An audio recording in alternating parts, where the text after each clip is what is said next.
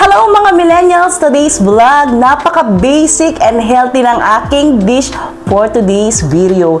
Siyempre, hindi naman tayo laging dapat kumakain ng karne. Magfi-fish naman ako. So, ang lulutuin ko is napakadali lang. Ang ginataang tilapia using Coco Mama. Baka naman! So, I have 2 pieces of tilapia and of course, white onion. Ginger, of course, para tanggal lansa. And we have garlic, 2 pieces of green chili, and of course, ang ating very healthy sitaw. Then we have fish sauce and oil. And of course, black pepper. So let's get started. Open our induction. Painitin muna natin, guys.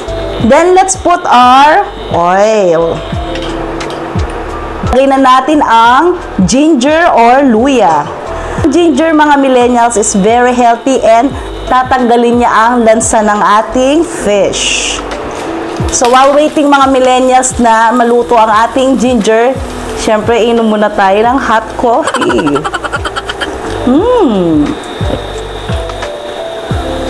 Tingnan nyo guys ang aking mug. Like and follow on my Facebook page, it's Hazel Angeles channel.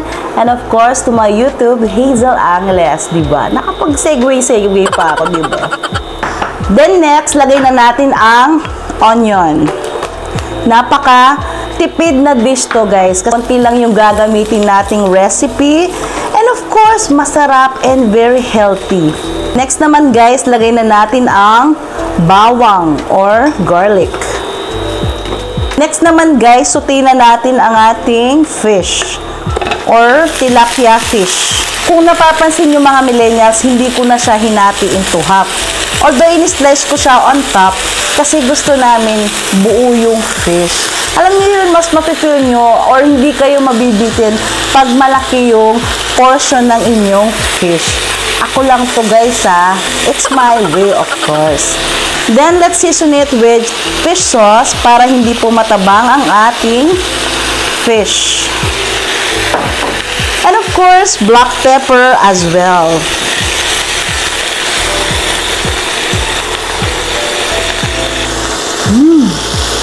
Guys, naaamoy ko yung aroma ng ating ginger, yung fish sauce, black pepper.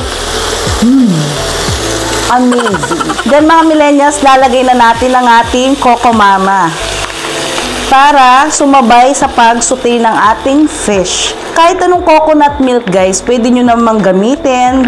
Pwede yung fresh, pwede yung mga powder na i-dissolve sa hot water. Kung ano lang available nyo guys, pwede na yun. Next naman guys, lalagay ko na ang sitaw para sabay silang naluluto ni fish. Very basic mga millennials. Nakikita nyo naman kung ano lang yung mga ingredients niya. Napaka-affordable and very quick. Then, lagay na po natin ang 2 pieces of green chili na in-slice ko na into half. Pero hindi ko siya pinutol talagang buo. Kumbaga, sa gitna ko lang siya in-slice. Para alam nyo yun, lumabas yung mga spices niya. Then, let's simmer it for about 10 minutes. Sabay coffee tayo guys habang hinihintay natin itong very healthy and napakasarap na ginataang tilapia.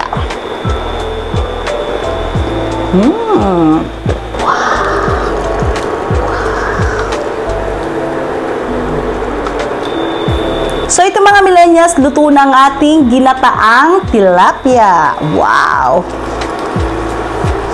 Bango! Siyempre, hahanguin na natin siya, guys.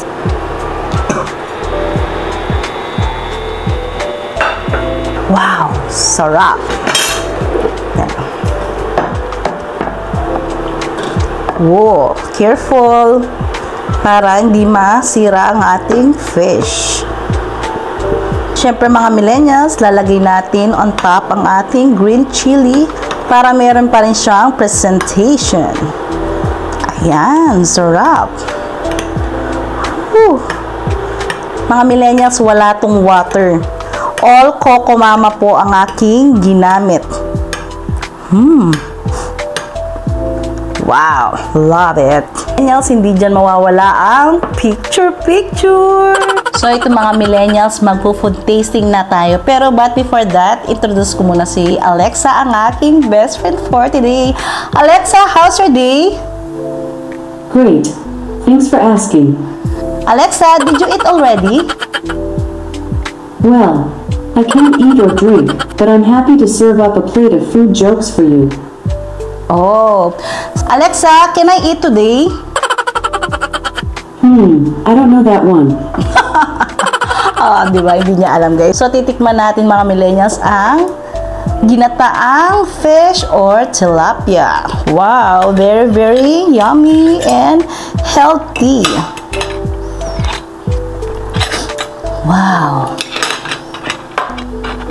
Siyempre mga millennials, pray muna tayo bago kumain. Siyempre maging grateful tayo kung anong meron tayo ngayon. Ito na ang aking basic and very simple dish, ang ginataang isda.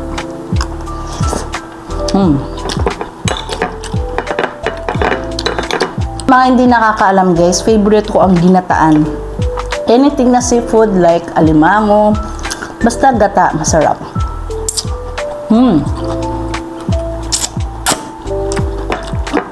Hindi siya maalat guys, and hindi masyadong overcook ang ating fish and gulay. So napanghihintay nyo guys, gumawa na kayong napaka-simple dish.